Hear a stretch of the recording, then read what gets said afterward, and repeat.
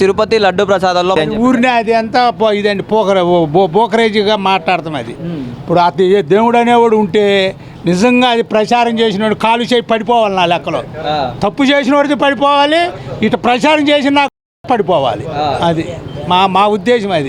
అది తిరుపతి బంగారం అనేది కొన్ని కోట్ల మందికి భక్తుడై ఉంటే ఆయన్ని కూడా ప్రచారానికి ఉపయోగిస్తున్నారు. తప్పు నిజంగా భగవంతుడు వెంకటేశ్వర స్వామి దగ్గర సత్యం ఉంటే ఆ ప్రచారం చేసి కాలు చేయి పడిపోవాలి. అంతే. తప్పు చేసినోడైతే ఆడి పడిపోవాలి, ఇది తప్పుడు ప్రచారం చేసినట్టు ఈడు పడిపోవాలి. సార్ అలాగే పవన్ కళ్యాణ్ గారు కూడా ప్రాయశ్చిత్తంగా ఆయన దీక్ష చేపట్టారు. దాని గురించి మీరు ఇప్పుడు అదంటే రాజకీయంగా తప్పేముంది? అది ఇప్పుడు రాజకీయాన్ని ఉపయోగించుకోవచ్చుగా, ఉపయోగించుకొని చేసుకోవచ్చు. ఎవరైనా ఏదైనా చిన్న సందు దొరికింది అనుకోండి, దాన్ని ఉపయోగించుకుంటారు. దేవుడిని ఎవరు నమ్మినోడు ఎవరు చేయడండి. ముస్లిం అయినా హిందూ అయినా ఎవరైనా దేవుడు అయినోడు అందరు సమానమే సార్. అంత నీతిమాలోడు ఉన్నారంటారు ప్రపంచంలో, ఉండరు కదా సార్. అది వాళ్ళకే తెలియాలి, మనకు తెలియదు కదా సార్.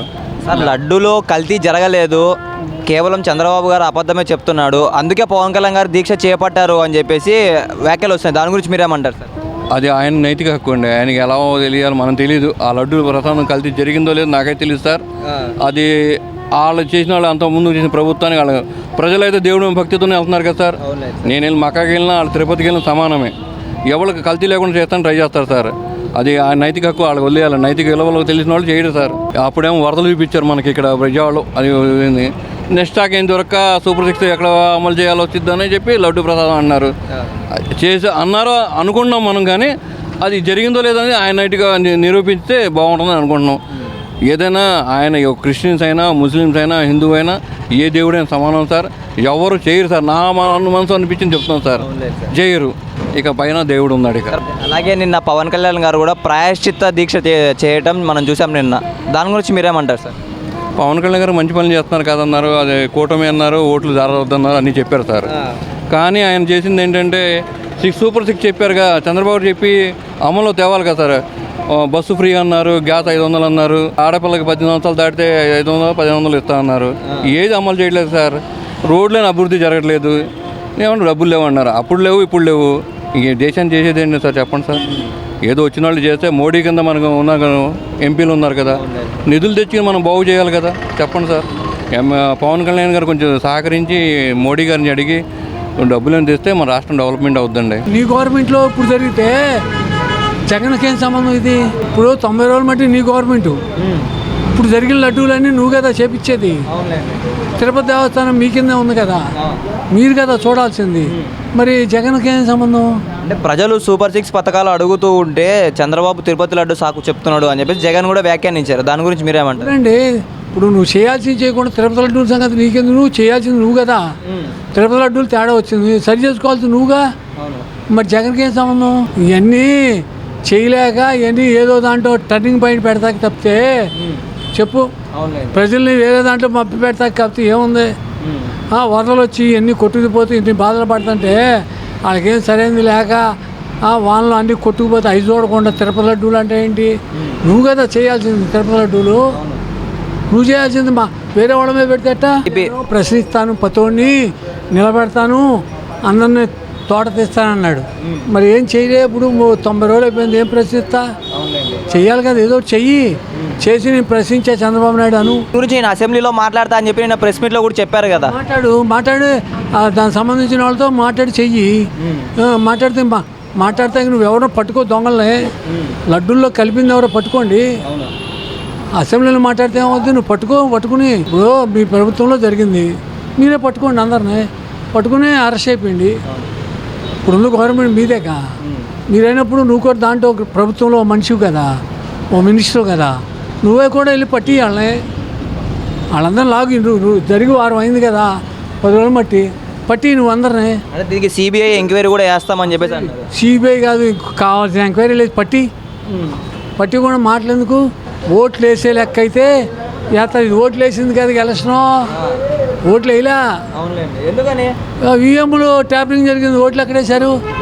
ఓట్లు వేసి ఎలక్షన్ అయితే చెప్పగలవు, ఓట్లు వేయలే, ఇది ఎలక్షన్ జరగలా. గతంలో పవన్ కళ్యాణ్ గారు గెలవక ముందు ఎగిరెగిరి పడ్డారు, ఇప్పుడు చూస్తే తీరా సైలెంట్గా ఉంటున్నారు అని చెప్పేసి కొన్ని వ్యాఖ్యలు అయితే వస్తున్నాయి. దాని గురించి మీరేమంటారు? అవును, గవర్నమెంట్లో ఉన్నాడు, అదే చేయాలి, ఆయన యాక్షన్ చేయాలి.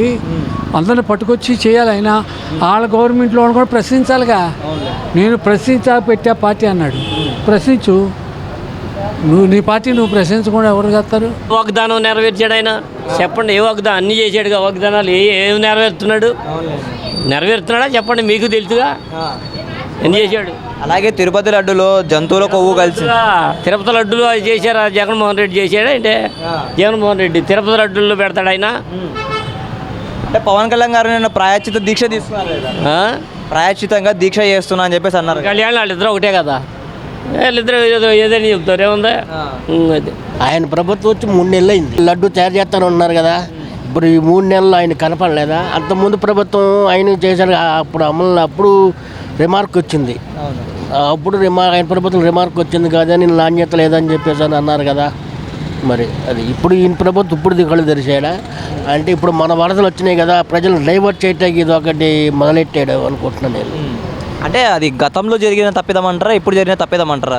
ఇప్పుడు అది గతంలో జరిగింది, ఇప్పుడు మళ్ళీ తప్పిదం జరిగిందేమో తెలియదు. కానీ అయితే ప్రయోజనాలు డైవర్ట్ చేయడానికి ఇది ఒకటి మొదలెట్టాడు. 3 నెలల ప్రభుత్వం వచ్చింది కదా, 3 నెలలు అయింది కదా ప్రభుత్వం వచ్చి.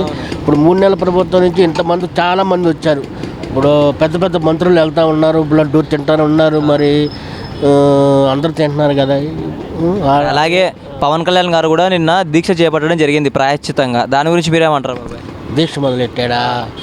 నువ్వు చేయని నేను చేస్తాడు మరి ఆయన. మరి అది ఇదని చెప్పాడు కదా, మరి ఏం చేస్తాడు మరి అతను కూడా. మరి అది ఏదన్నా ఉంటే ప్రజల్లో చెప్పేదాన్ని ఉండాలి కానీ, అంతేగాని దీక్ష మొదలు ఏమవుద్ది? దీక్ష మొదలు పెడితే ఏమో కాదు కదా, దీక్ష చేస్తాడు అంతవరకే. అది తిరుపతి లడ్డు ప్రసాదంలో కల్తీ లేదు, కేవలం చంద్రబాబు గారు అబద్ధం ఆడుతున్నారు, అందుకే పవన్ కళ్యాణ్ గారు ఈ దీక్ష చేపట్టారని చెప్పైతే మాజీ మంత్రి రోజా గారు అయితే చెప్పడం జరిగింది. దాని గురించి మీరేమంటారు? 3 నెలలు అయింది కదా, 3 నెలలు అయినప్పుడు ప్రజల్లో లడ్డు కలిసిందని వాళ్ళు తెలియాలి కదా. ఈయన వచ్చి ప్రచారం చేయటం ఏంటి? 3 నెలల మీద తింటున్నారు, పెద్ద పెద్ద వాళ్ళు వెళ్ళకుండా ఉండరు కదా. మరి అప్పుడు లేదు, ఇప్పుడు ఎందుకు వచ్చింది? మొన్న వర్షాలకు వచ్చింది. ప్రజలు ఇప్పుడు ఏంటంటే అది మర్చిపోయారు. ఇప్పుడు ఇది మొదలెట్టాడు కదా, దీనిలో ట్రాక్ అయ్యారు. తిరుమల తిరుపతి దేవస్థానంలో లడ్డు ప్రసాదంలో ఇవాళ చెప్పాడు, ఇతగులు నూనె తీసి ఇడు చూశాడా ఈ ముండ చెట్టకూడదు కానీ నేను ఇక్కడ ఏమన్నా అసలు ఊరిలో ఇప్పుడు నీ ఇంటికి వచ్చామండి, నీ ఇంటికి వస్తే మంచినీళ్ళు ఇచ్చావు, ఏదో ఒక ద్రావకం చచ్చిపోయేటట్టుగా నాకు ఇస్తావా నువ్వు చెప్పు. తిరుమల తిరుపతి దేవస్థానం అంటే పవిత్రమైన దేవాలయం. ఆ దేవాలయంలో జంతువులు అంటే నూనె తీసి కొవ్వు తీసి ఇచ్చాడని ఇవాళ పేపర్లో ఇవాళే చదివా. అది నిజమా అబద్ధం ఆడు ఎందుకు చెప్పాలి? ఒక చంద్రబాబు నాయుడు అంటే ఒక సీఎంగా ఉన్నప్పుడు మంచి మాటలు మంచి ద్వారం ఉండాలి, అంతేగాని చెడు బతికిన మాటలు చెడు బతికిన వ్యవహారాలు చెప్పకూడదు. అవునా కదా? అది మరి అలా ప్రసాదంలో అలా దేవుడి ప్రసాదంలో అలా కలిపే అవకాశం ఉందంటారా? అవకాశం ఏమి ఉండదు. అక్కడ ఎంతమంది ఉంటారు? బోల్డ్ ఎంతమంది ఉంటారు. నువ్వు అక్కడే ఇప్పుడు ఊరికి నువ్వు స్టేజ్ ఎక్కాలనుకో, నువ్వు ఉంటావు నేను ఉంటాను 10 మంది ఉన్నాను, ఊరికి ఎక్కనిస్తారా? అంత తేలిక ఎక్కనివ్వరు. ఏదైనా ఒక మాట చెప్పాలన్నా సరే 10 మంది అనుమతి తీసుకుంటేనే కానీ అక్కడికి వెళ్ళనివ్వరు. నువ్వెవరు పోయా ముందు వెళ్ళటానికి అంటారా అనరా? అట్లాగే ఆడు మాటలన్నీ నీళ్ళల్లో మూటలు. దేవస్థానం పైన ఎలాంటి తప్పుడు ప్రచారం ఎందుకు చేస్తున్నారంటారు? అంటే వాడు అరెస్ట్ చేస్తే తొందరగా దరిద్రం వదిలిపోద్దని ఏదో ఒక రంగా నన్ను ఎవడ అంటారు చూడు, మా సీతమ్మ వారిని తీసుకెళ్ళాడే, ఆయన పేరు గుర్తు రావట్లేదు, అట్లా రావణాసురుడికి మళ్ళీ ఇటు తొందరగా టైం దగ్గరికి వచ్చి పోవటానికి దగ్గరగా ఉన్నాడు.